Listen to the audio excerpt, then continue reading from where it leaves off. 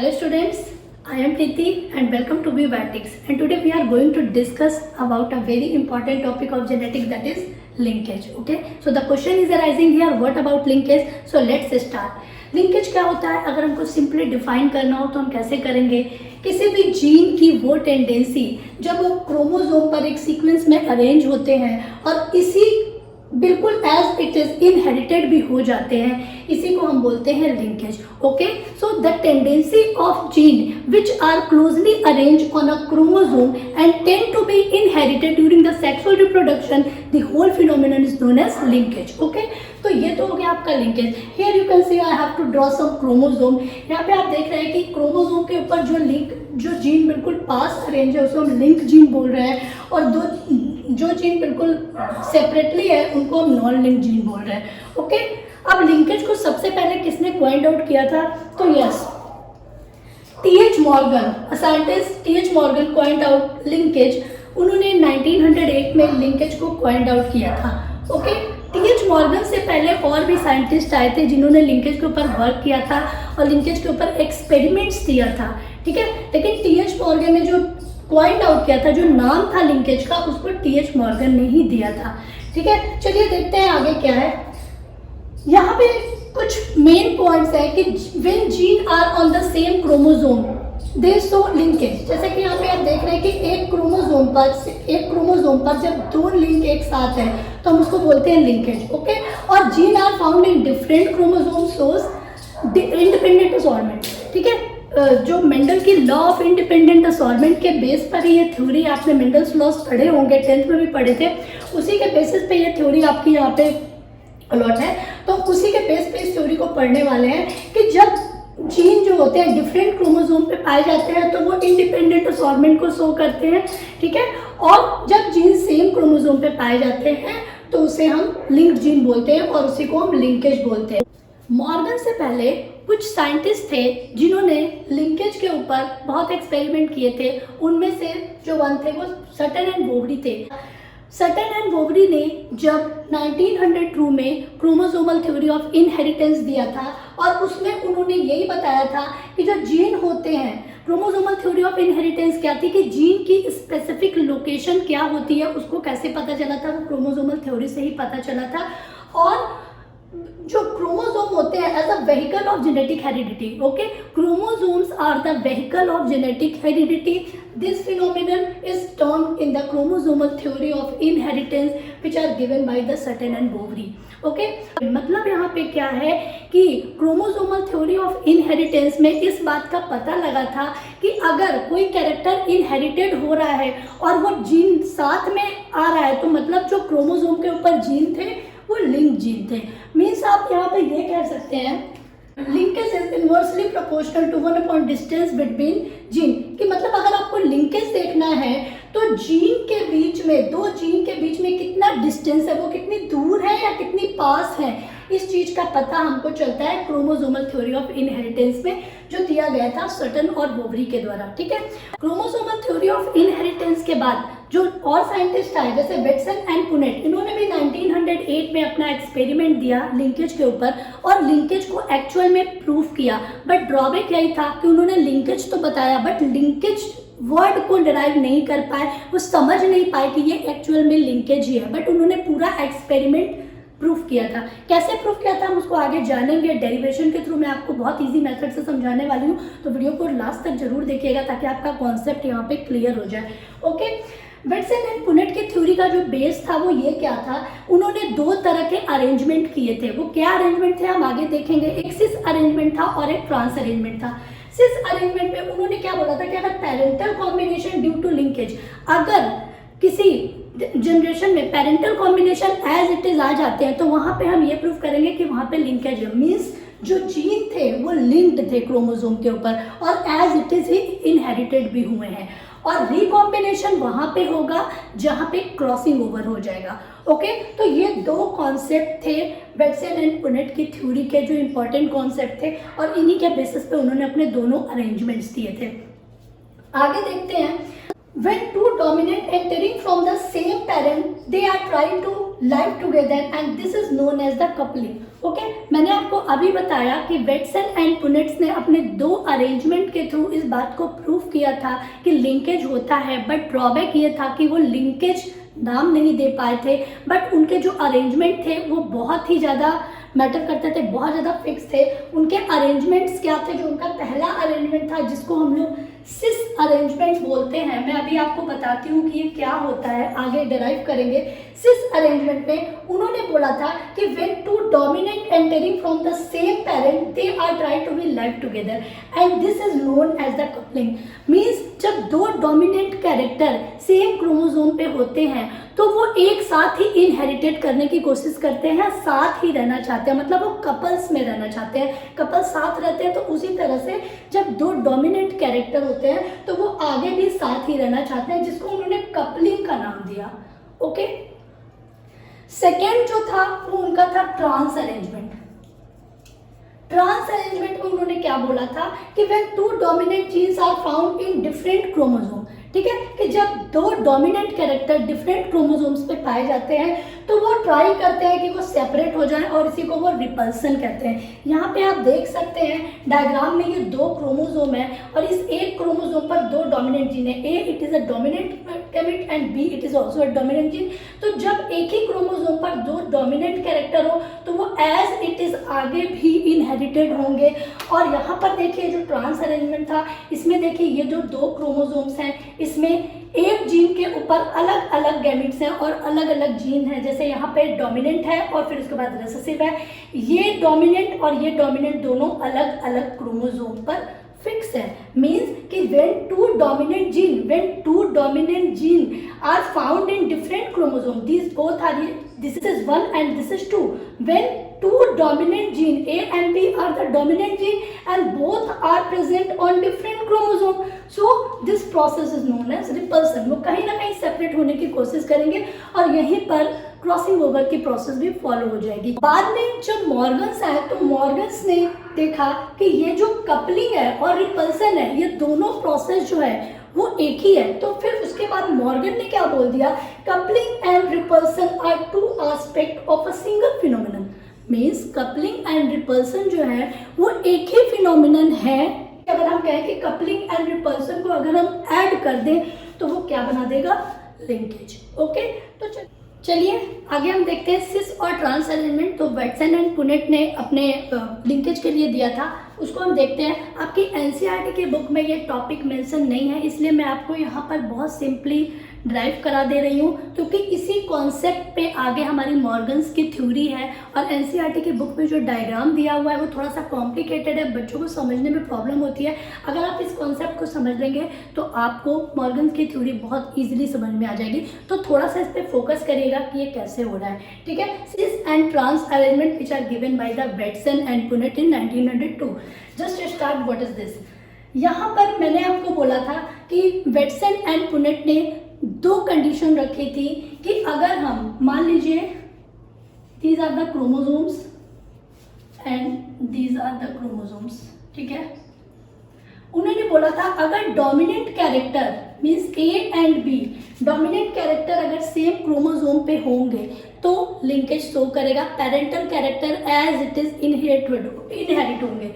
और अगर dominant character different chromosome पे होंगे, these are A and this is the B, which are situated in different chromosome. Okay, when dominant characters are situated in different chromosome, then they show crossing over or repulsion. ठीक है, when dominant character are situated in same chromosome, then this is process is known as coupling. तो coupling और repulsion की process को ही हम cis and trans arrangement बोलते हैं। सिस arrangement में जो वेट्सन एंड पुनेट ने जो गैमेट्स उठाए थे वो कैसे उठाए थे, blue and long pollen variety and red and round pollen variety, ठीक है। तो ये हो गया आपके blue and long pollen variety और क्रॉस कराया था रेड एंड राउंड से, ठीक है, रेड एंड राउंड से। This is the red, blue है ये रेसेसिव कैरेक्टर है, रेड है ये लॉन्ग हो गया dominant character, these are recessive round character, ठीक है। जब हम क्रॉस कराएंगे तो सबसे पहले हमको गैमेट्स मिलेंगे। गैमेट्स कैसे निकालेंगे, इसमें से कौन से गैमेट्स निकलेंगे, capital B capital L, okay. और इसमें से कौन से गैमेट्स निकलेंगे, small B small L, okay. अब हम क्या कराएंगे, इसको हम फिर से क्रॉस कराएंगे, F1 जनरेशन फाइंड करेंगे, F1 generation. These are parental characters, these are gametes and these are F1 generation. अब हमको F1 जनरेशन जब हम इन दोनों का क्रॉस कराएंगे तो हमको F1 जनरेशन में कौन से कैरेक्टर्स मिल जाएंगे, capital B small B capital L small L, okay. Capital B small B capital L small L, ये हमको F1 जनरेशन में मिले। F1 जनरेशन में उन्होंने फिर से टेस्ट क्रॉस कराया। टेस्ट क्रॉस आपको मालूम है कि रेसेसिव कैरेक्टर के साथ जब हम फिर से क्रॉस कराते हैं तो उसी को हम टेस्ट क्रॉस कहते हैं। तो लॉ ऑफ इंडिपेंडेंट असॉर्बमेंट की थ्योरी है ये। तो यहाँ पे आप देखिए रेसेसिव कैरेक्टर ये है, when we cross this hybrid character with this recessive character then how can we find, हम इसको क्रॉस कराएंगे स्मॉल बी स्मॉल एल के साथ। अब हमको F2 जनरेशन में क्या मिलेगा, ये देखिए F2 जनरेशन में गैमेट्स निकालेंगे पहले हम, गैमेट्स, इसमें से क्या गैमेट्स निकलेगा, small B small L, okay. और इसमें से कितने गैमेट्स निकलेंगे, 4 गैमेट्स बनाएंगे हम, फटाफट बनाइए। बी वाला इसके साथ क्रॉस करेगा, फिर यही बी इसके साथ क्रॉस करेगा, स्मॉल बी इसके साथ क्रॉस करेगा, देन स्मॉल बी इसके साथ क्रॉस करेगा। यही करते हैं ना, चलिए आगे करते हैं। कौन से 4 गैमेट्स हमको मिल जाएंगे, फटाफट से देखते हैं। ये हमारा Bl मिला है, ये हमारे 4 गैमेट्स मिलेंगे, capital B capital L, capital B small L, okay, small B capital L and small B small L, okay. ये मिला और इसका हमने क्रॉस कराया इस गैमेट के साथ में। जब हम इसका क्रॉस कराएंगे F2 जनरेशन में जो हमारा फाइंड होगा वो क्या कैरेक्टर्स आएंगे, देखिए यहाँ पे फटाफट से हम इस Bl का इन सब के साथ क्रॉस कराएंगे, हमारे पास कौन से कैरेक्टर आने वाले हैं, जल्दी से देखिए। F2 जनरेशन में capital B capital L small B small L, अगर हम सीक्वेंस में लिखते हैं तो capital B small B capital L small L, okay. Next होगा capital B small L small L, okay. Third क्या होगा, small B capital L small L, okay. And fourth one क्या होगा आपका, small B small L small L. अब यहाँ पे आप देखिए रेशियो क्या फिक्स हो रहा है, ये आपका कैपिटल बी है और ये आपका कैपिटल एल है, these are the dominant character आ रहा है, ये वाला पूरी तरह से रेसेसिव आ रहा है। मीन्स पेरेंटल कैरेक्टर हमने यही तो लिए थे, ये पेरेंटल कैरेक्टर इसमें डोमिनेंट आ रहा है, ये पेरेंटल कैरेक्टर रेसेसिव आ रहा है, ओके। और ये दोनों जो कॉम्बिनेशन आ रहा है ये आपका कैसा आ रहा है, ब्लू एंड हमने रेड स्मॉल एल को हमने क्या लिया है, राउंड, तो blue and round pollen variety आ रही है, इसमें आपका राउंड एंड लॉन्ग आ रहा है, ओके। तो हम इसका अगर रेशियो लिखेंगे तो रेशियो हमारा क्या आ जा रहा है, 7:1:1:1, सॉरी 7, एस्पेक्ट एज 1:1:1:1। ये असॉर्बेंट के एस्पेक्ट में हम देखें तो ये 7:1:1:1 का रेशियो, ये रेशियो जब वेटसन एंड पुलेट ने देखा कि इस रेशियो में ये देखिए 7 and 7 पेरेंटल कैरेक्टर पूरी तरह से आ रहे हैं और जो रिकॉम्बिनेंट हैं वो डिक्रीज हो रहे हैं, मतलब कि पेरेंटल कैरेक्टर की फ्रीक्वेंसी ज़्यादा है और रिकॉम्बिनेंट कहीं ना कहीं फ्रीक्वेंसी उनकी कम हो रही है। मीन्स यहाँ पर लिंकेज इनका शो हो रहा है कि पेरेंटल कैरेक्टर मोर देन दिखाई दे रहे हैं और जो रिकॉम्बिनेंट हैं वो लेस फ्रीक्वेंसी के दिखाई दे। अब हम ट्रांस अरेंजमेंट में आ जाते हैं। ट्रांस अरेंजमेंट में उन्होंने क्रॉस कैसे किया था, उन्होंने भी ब्लू एंड राउंड कैरेक्टर लिए थे, रेड एंड लॉन्ग लिए थे, ठीक है। तो अगर ब्लू कैरेक्टर को लेंगे तो हम क्या गैमेट्स लिखेंगे, कैपिटल बी एंड राउंड में क्या लिखेंगे, स्मॉल एल। क्रॉस किससे कराएंगे, स्मॉल बी कैपिटल एल, ठीक है। This is the trans arrangement. इसके बीच में सेम हम करेंगे, गैमेट्स क्या निकलेंगे जल्दी से बताइए, कैपिटल बी स्मॉल एल और इसमें गैमेट्स क्या निकलेंगे, स्मॉल बी कैपिटल एल, ठीक है। क्रॉस कराएंगे दोनों का, F1 जनरेशन में हमको क्या मिलेगा, capital B small B capital L small L, ठीक है। वापस से टेस्ट क्रॉस कराएंगे,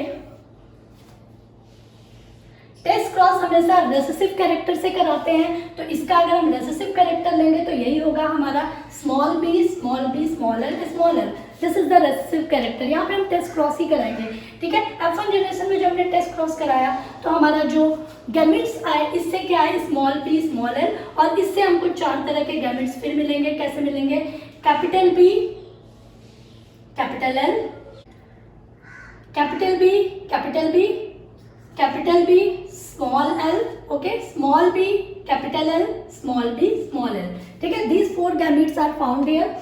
Now we can cross between this gamete and now we will found a ratio. What kind of ratio we will found? Let's start. Cross कराएंगे, फटाफट से देखेंगे हमारे गैमेट्स क्या आएंगे, capital B capital L small b small l। Sequence में कैसे लिखेंगे, capital B small b capital L small l, okay. दूसरा हमारा क्या आएगा, capital B small b small l small l। तीसरा क्या आएगा, small b capital L small l, and fourth one क्या आएगा आपका, small b small l small l। Again यहाँ पे आप देखिए ब्लू डोमिनेंट है और L डोमिनेंट है, देन यहाँ पे ब्लू एंड लॉन्ग आ रहा है, यहाँ पे फिर से ब्लू एंड राउंड आ रहा है, यहाँ से फिर से आपका रेड एंड लॉन्ग आ रहा है, और यहाँ पे आपका रेड एंड राउंड आ रहा है, ठीक है। रेशियो क्या आ रहा था यहाँ पे, जस्ट अपोजिट 1:7:7:1, ठीक है। एस्पेक्ट है 1:1:1:1:1, किसके एस्पेक्ट था ये, असॉर्मेंट के एस्पेक्ट था। इसमें भी जो रेशियो आया वो 1:7:7:7, यानी कि पेरेंटल कॉम्बिनेशन था वो इसमें हाई था, और जो रिकॉम्बिनेंट थे वो लो फ्रीक्वेंटली दिखा रहे थे, ओके। पेरेंटल कॉम्बिनेशन यहाँ पे हाई दिखा रहा है और रिकॉम्बिनेंट की लो फ्रीक्वेंसी दिखा रही है। इस एक्सपेरिमेंट के थ्रू बेटसन एंड पुनेट ने इसी चीज को शो किया कि जब भी हम लिंकेज को शो करेंगे तो पेरेंटल कॉम्बिनेशन हमेशा ज्यादा रहेंगे, मोर देन रहेंगे, और रिकॉम्बिनेंट जो हमेशा होंगे वो फ्रीक्वेंटली लो होंगे, ठीक है। यही ये आपका सिस एंड ट्रांस अरेंजमेंट की जो थ्योरी थी, और इसी के बेसिस पे हम मॉर्गन की थ्योरी को पढ़ने वाले हैं। अगर हम दोनों के एस्पेक्ट में देखें तो parental combination are more in number and recombinant frequency always be low. So जो रिजल्ट आया था, parental combination more than recombinant, ठीक है। और फिर जब मॉर्गन आए तो मॉर्गन ने इसी को सिस को प्लस सिस और ट्रांस को जब उन्होंने मिक्स किया तो उन्होंने बोला कि ये लिंकेज को शो करेगा, ओके। सिस और ट्रांस अरेंजमेंट का जो एस्पेक्ट निकल रहा है वो एक सिंगल एस्पेक्ट ही है, और उसी को हम लिंकेज कहेंगे, ठीक है। सो ये थी बेटसन एंड पुनेट की सिस एंड ट्रांस अरेंजमेंट, जो कि असॉर्मेंट के बेसिस पे थी। अब आगे के वीडियो में हम मॉर्गन्स की थ्योरी को देखने वाले हैं कि मॉर्गन ने कैसे लिंकेज की थ्योरी को दिया था, अपना एक्सपेरिमेंट कैसे किया था लिंकेज पे। आपकी एनसीईआरटी की बुक में जो डायग्राम बनाया है उसी के बेसिस पे हम आगे लिंकेज को पढ़ेंगे। तो अभी के लिए इतना ही। वीडियोस को आप देखते रहिएगा और अपने डाउट्स को क्लियर करते रहिएगा। तब तक के लिए जय हिंद।